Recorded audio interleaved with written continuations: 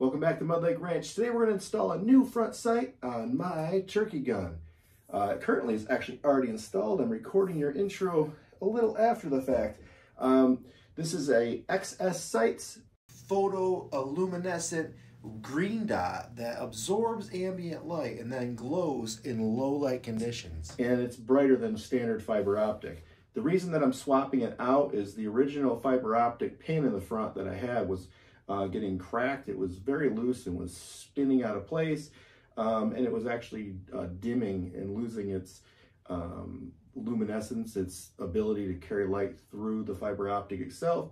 So you have to see what that thing looked like. I'm keeping my rear aperture that accompanied that front sight because I really like shooting turkeys with a rear aperture type sight. So let's get rolling. All right, to get started here, this is the original sight that I had added to this probably back when I was in my early 20s. It's beat and it's time for a new one.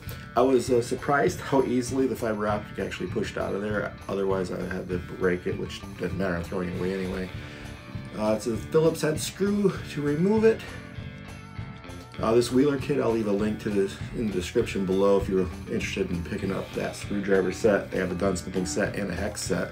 It comes in super handy to have the right size tools for the job when you're doing any type of gunsmithing work. This is minor, but hey, it's always nice to have the correct tools.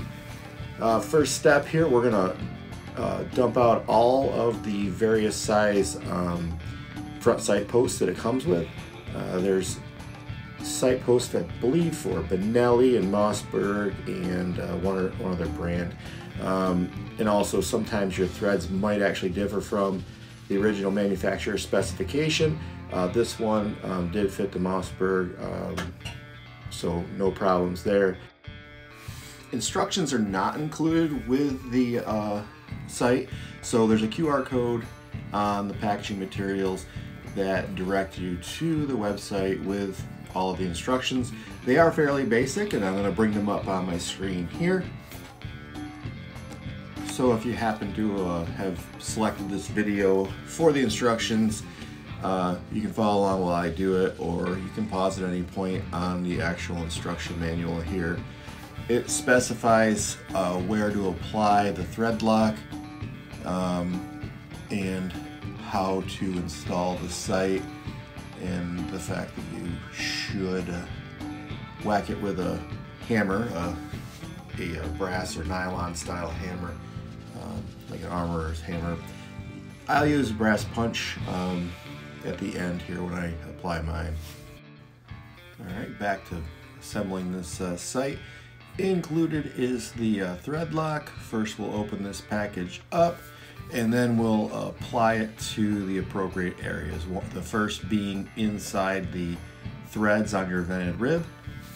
And once the front sight post is installed with the thread lock, you'll apply the thread lock to the post itself prior to installing the front sight on your shotgun.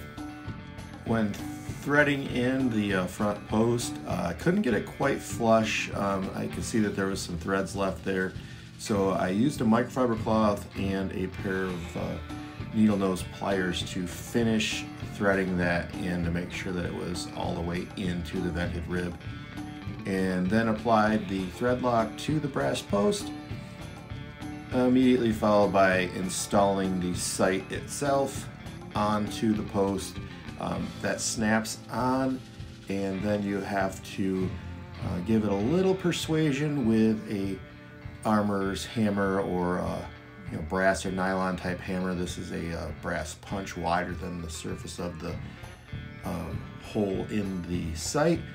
I cleaned it up a bit, and then there it is. This is the finished product and how it looks. You're going to want to let that thread lock set, follow the instructions included. Thank you for watching this episode of Mud Lake Ranch. We hope you found this video useful, helpful, or interesting. Please hit that thumbs up and subscribe.